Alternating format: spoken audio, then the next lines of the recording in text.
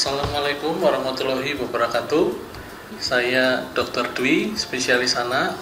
Saya bertugas sebagai dokter anak di RSIA Aisyah Pekajangan.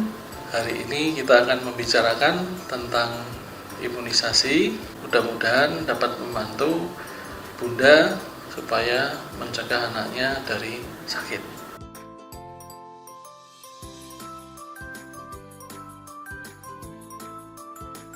Apa sih imunisasi? Mungkin bunda masih bingung ya, takut untuk imunisasi anaknya ya. Jadi gampangannya gini, kalau kena penyakit itu bakteri atau virus hidup yang masuk ke tubuh anak sehingga menimbulkan sakit, hingga kadang-kadang anak butuh sampai dirawat di rumah sakit. Sedangkan imunisasi itu adalah membuat imunitas buatan supaya anak kebal terhadap penyakit. Contohnya memberikan antigen atau bagian dari kuman yang sudah dinonaktifkan atau dimatikan untuk dimasukkan ke tubuh anak sehingga tercetus kekebalan atau antibodi yang mengakibatkan anak di kemudian hari tidak sampai sakit berat atau tidak sampai tertular.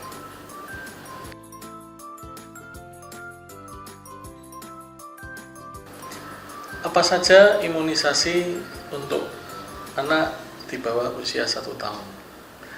Oke, bunda mungkin tahu ada imunisasi di posyandu, puskesmas, dan ada juga imunisasi di dokter anak. Saat ini beredar jadwal imunisasi ada 2 macam, yaitu imunisasi dari Dinas Kesehatan dan yang satunya adalah imunisasi dari Ikatan Dokter Anak Indonesia. Nah, untuk anak di bawah 1 tahun itu kita tahu bahwa di usia 1 bulan kehidupan ada 3 imunisasi yang harus sudah diberikan, yaitu hepatitis B untuk mencegah anak dari penyakit virus hepatitis B, polio untuk mencegah penyakit lumpuh layu, BCG untuk mencegah penyakit TBC yang berat. Kemudian nanti di usia 2 bulan bunda harus tahu bahwa ada imunisasi yang bisa didapatkan di posyandu atau puskesmas, tapi juga ada tambahan yang harus didapatkan oleh anak. DPT itu difteri, pertusis, tetanus untuk mencegah anak dari difteri, itu yang bisa bikin anak jadi batuk ya. Kemudian terdapat membran putih sampai anaknya bisa sesak ya. Kemudian pertusis yang bunda kenal dulu sebagai batuk rejan atau batuk 100 hari. Kemudian tetanus ya, tentu saja untuk mencegah anak dari kaku-kaku karena kuman tetanus. Kemudian HIV untuk mencegah anak dari Haemophilus influenza B yang bisa menyebabkan infeksi saluran pernapasan, bahkan radang telinga juga. Kemudian ada imunisasi tambahan, yaitu di dokter anak itu kita siapkan di sini ada rotavirus untuk mencegah anak dari muntaber, muntah-muntah, berak-berak, ya, panas tinggi. Kemudian PCV, pneumokokus untuk mencegah anak dari radang paru-paru dan radang otak yang mematikan. Kemudian nanti ketika anak mencapai usia 6 bulan ada imunisasi baru, yaitu influenza, bisa mencegah anak juga dari batuk pilek. Seperti bunda tahu bahwa masa-masa pandemi, musim kemarau ke penghujan ya, pancaroba, itu banyak sekali anak-anak yang batuk, pilek ya, itu sangat menguntungkan buat adik untuk dapat kekebalan tubuh melawan batuk-batuk, melawan radang paru-paru. Kemudian nanti di usia 9 bulan kita kenal ada imunisasi campak, dan sebagai tambahan ada imunisasi untuk radang otak atau Japanese encephalitis ya. Jadi saya rasa penting radang otak karena kasusnya cukup banyak di Indonesia. Kemudian nanti di usia 15 bulan di usia 12 bulan ada tambahan, yaitu imunisasi untuk cacar air dan hepatitis A. Cacar air tentu saja Bunda tahu sangat menular dan kayaknya hampir semua anak ya pernah kena cacar air ya. Kemudian hepatitis A itu untuk mencegah penyakit hati akibat virus hepatitis A yang ditularkan melalui makanan atau minuman ya. Beda dengan hepatitis B yang tadi waktu lahir di usia 1 bulan pada dosis awalnya, itu kalau hepatitis A itu menular melalui makanan minuman, sedangkan hepatitis B melalui darah atau serum cairan tubuh. Kemudian nanti ada di usia 15 bulan kita ulang lagi imunisasi dasar, DPT, HIV, hepatitis B. Kemudian ada juga tambahan yaitu MMR. MMR singkatan dari mumps, itu mencegah untuk gondongan, measles untuk mencegah campak, rubella untuk mencegah campak Jerman.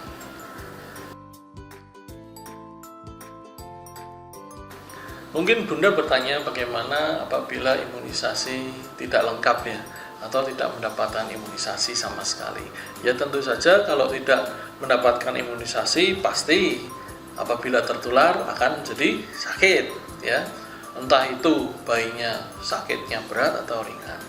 Kalau mendapat imunisasi bagaimana dok? Nah, kalau imunisasinya lengkap harapannya tentu saja tidak tertular.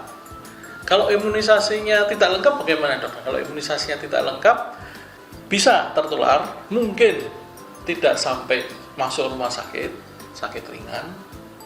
Tapi apabila sama sekali tidak diimunisasi ya tentu saja bisa sakit dan bahkan sampai masuk ke rumah sakit.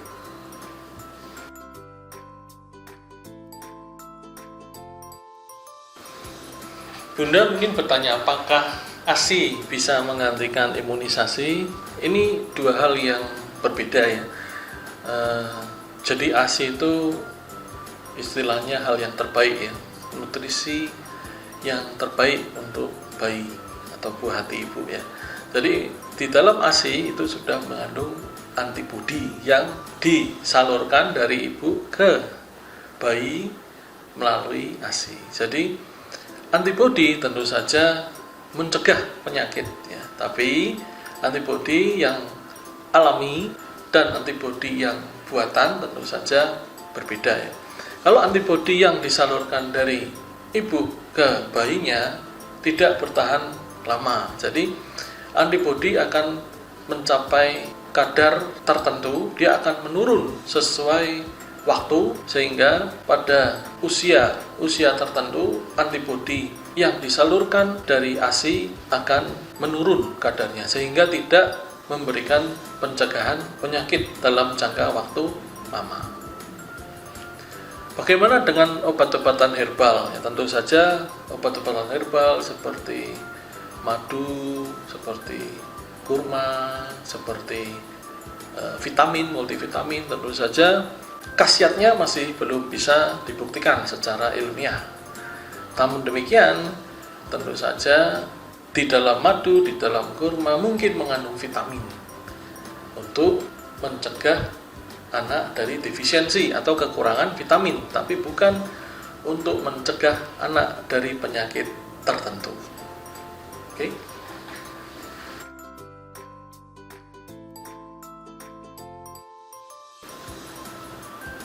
Apa yang bisa terjadi setelah imunisasi? Tentu Bunda tahu panas atau ruam atau batuk, pilek bisa menjadi kejadian ikutan pasca imunisasi. Namun halnya pemberian obat-obatan sebelum terjadi kejadian ikutan pasca imunisasi tidak diperbolehkan. Contohnya memberikan obat panas, paracetamol sebelum anaknya panas itu tidak memberikan manfaat setelah pemberian imunisasi. Kecuali anak ibu misalkan panas, bisa diberikan paracetamol.